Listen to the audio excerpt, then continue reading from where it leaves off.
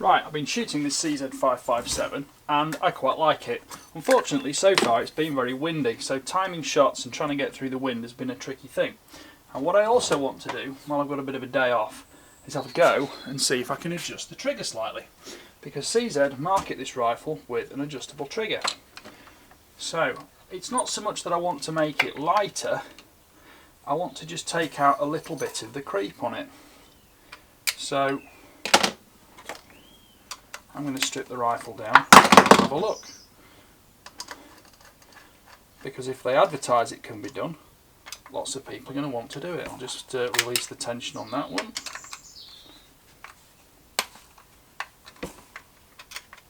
Two action screws here, it's a T25 Torx. I do like Torx.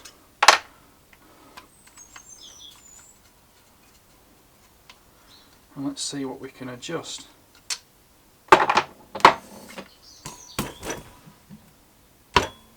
No doubt this is live to camera, or well, it's not live, but I haven't sort of pre-arranged it and tried it first. So I'm just going to put the stock to one side. So now we've got the barreled action, and here we go. So we've got various adjustment triggers, adjustment screws here. I'm sure it will tell me in the instructions what to do, but you know me, I don't like reading instructions. I prefer to go it alone. And it adjusts weight, it adjusts pre-travel, and it also adjusts over-travel. I think it said on the manual. So sorry, on the website. So let's have a go and see. Now, my first impression is that I need to put this in the gun rest and start having a tweak and a twiddle. And this isn't something everybody's going to want to do, but it's something I will do if it can be done, because I want to see how good I can make it. So we've got a screw here, a screw there, and a screw there. And I would suggest that that one is most likely to be the sear engagement screw, which is what most directly affects trigger creep. Creep, being the infinitesimally small movement you can feel in the trigger blade before the sears drop off the front of each other. Whether you'll be able to see this or not is tricky. Tell you what, let's zoom in for a bit of live video. So, watch the tip of this blade. Listen for the noise. See, we've got slight movement there, and that's trigger creep. But on an adjustable trigger like this, well, there's two great things about that, because number one, what we can do is we can accommodate for the fact that all these sections are made of steel. All these items are made of steel, and they are going to wear in through the wearing period of the rifle, and they're going to wear out through the lifetime of the rifle. That's not to say that there's anything wrong with them. That's just what happens with mechanical engineering items. So, I'm just going to switch the camera off now. We'll come back to another take, and let's see how we get on making some adjustments to it. I'm just going to go and get the trigger gauge and everything like that. So let's start by stressing here, all these adjustments are done at your own risk. This is just what I'm doing to this rifle for my use. So I was incorrect. This one is what adjusts the sear engagement. I don't want to change the weight of the trigger. I don't want to change the over travel of the trigger. Over travel is how far the blade moves after the sear is disengaged, okay? So this one is the sear engagement screw. Now I'll just zoom out just a teeny tiny bit. We should hopefully see the top of the Allen key in use there, okay? So that is pointing that way. Now of course there's a tiny little bit of play in this in terms of the rotational movement of the Allen key in its Allen socket, but generally speaking we can repeat what we do, because if I turn that, an eighth of a turn or a quarter of a turn, we'll see what happens, and of course I can return that to where it was.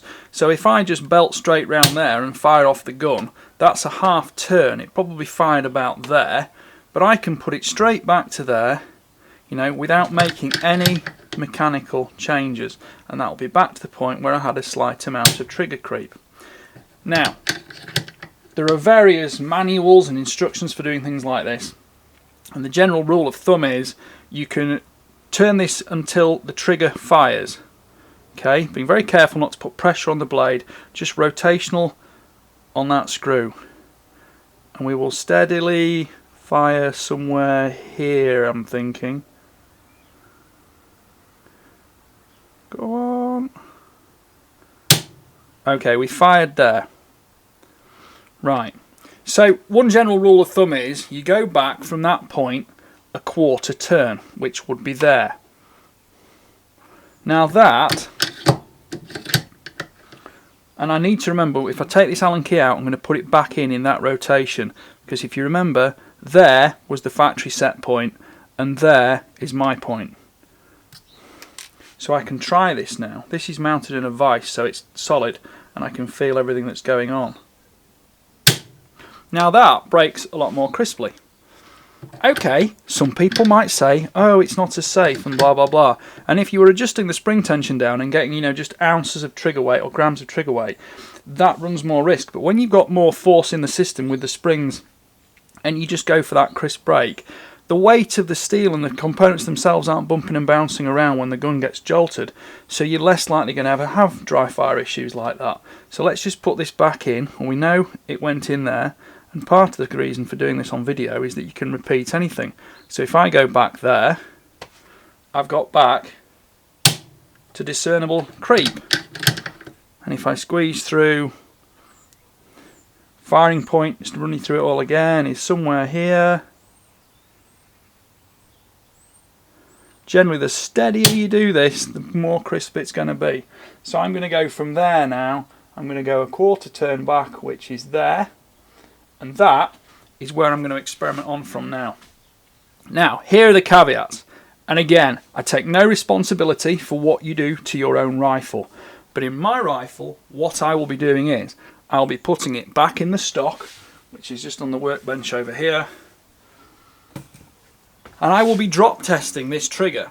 And I won't be drop testing it just on an empty chamber. I will be putting a fired case in the empty chamber. Make sure to note that it is a fired, spent, inert case.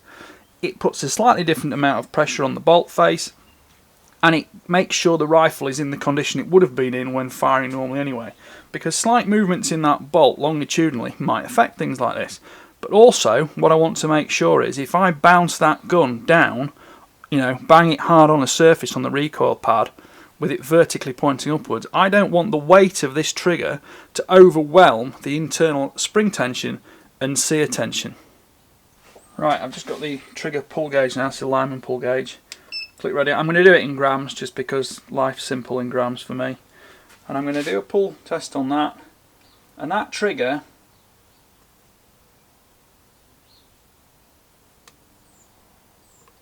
isn't breaking because the action isn't cocked. We all do these things, don't we? Okay, start again. So that trigger is breaking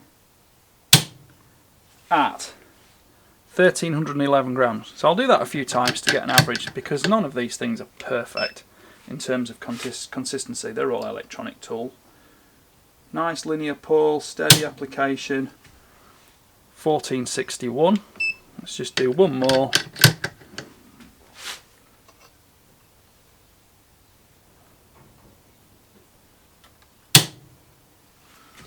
1555. Now as I'm pulling this more linear and straight and smoother, it's actually adding a slight amount of weight, because of course if you jerk on a trigger, just to give you an example, if I just snap that trigger like that, look, that's a lot of that is to do with the mechanism and the actual unit itself that's measuring that. Because if I go back now to a nice steady, pulling this, which is effectively a squeeze of the trigger blade, it should go back to around about 1400 again. 1604. And that, if I pull this slightly harder and faster, oh look, it breaks at 1272. So that goes to show you the variability of an electronic trigger pull gauge like this.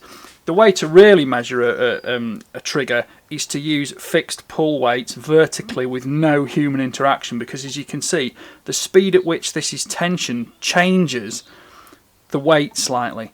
But let's just say we're breaking roughly around 1200 to 1600 grams.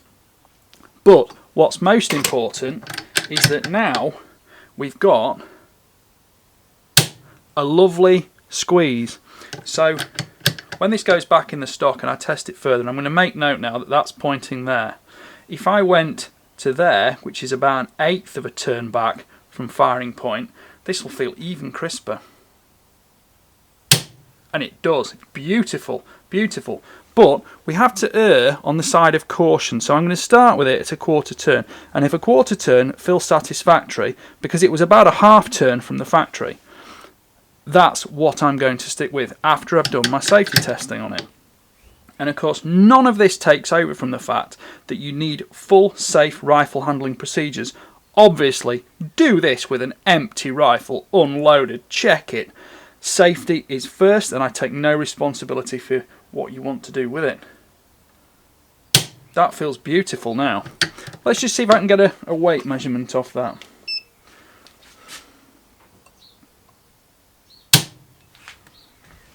$13.59. So it was 1,400 previous time. So we're not really affecting the pull weight, but we're affecting the pull feel on it. Okay, that time it's coming at 1118. As I said, these are not super consistent. The whole mechanical procedure is not super consistent. But when you're actually on the rifle, in shooting, you will feel this through the trigger blade and the interaction of the pad of your finger. So for the final time, I'm going to turn that back to where it started, and I can feel slight creep in that blade. Again, go through, it's going to fire about there.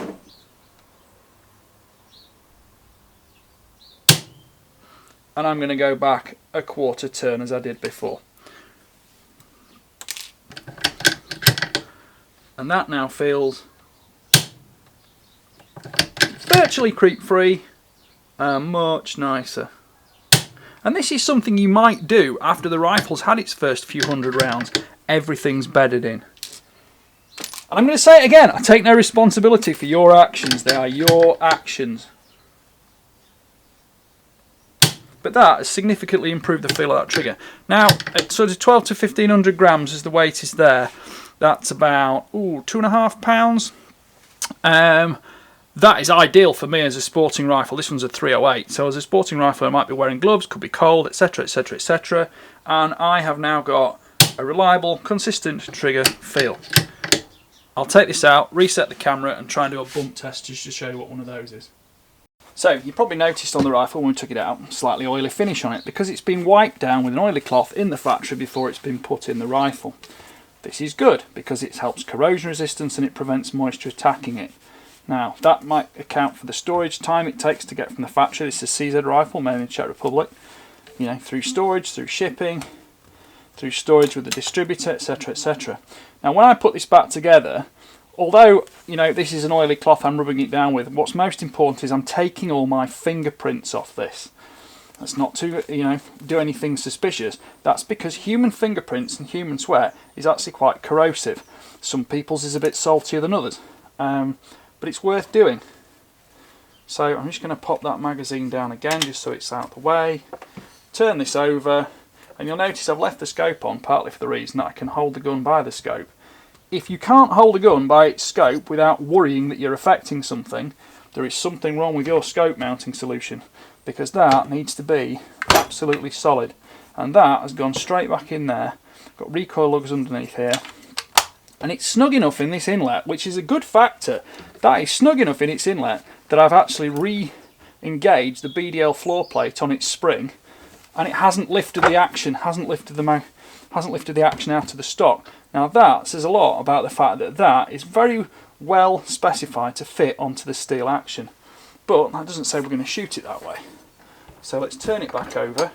So front action screws usually the shorter one, and the longer one goes in at the rear. I don't know where that bolt's come from. Right, 325 Torx. So that's a snug fit through the pillar in there. It's not a pillar bedded rifle, it's a factory rifle. but actually I'm quite impressed with the way it fits. So I'm just going to give this a bump, just make sure it settles into the stock properly. Don't want to cross thread anything. I'm just going to nip down these screws. Now when I finally come to doing it, I actually use a torque wrench for this, and I'll tighten them to about 5 Newton meters.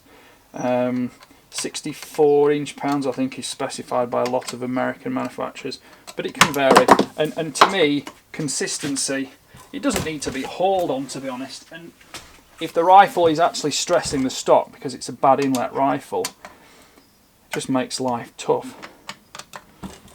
So I'm just going to nip those in. I'm not going to do them with a torque wrench yet because I may well be taking it in and out a few times, because I might have to go through the procedure again and try the trigger again. So now, let's have a feel of this. That feels so much nicer. You'll note this rifle is actually quite a long reach to the trigger. It's definitely a rifle suited to bigger hands and bigger people, which is not necessarily a bad thing because a lot of rifles come through and they're quite dinky. That is much nicer. So now, I can't do this on camera because if I put the rifle vertically here it's going to hit my lights. I'll do this on the ground, and I'll put a piece of spent brass in the chamber. Here is one I prepared yesterday, in fact. Spent brass, inert, fired off, safe. In the chamber.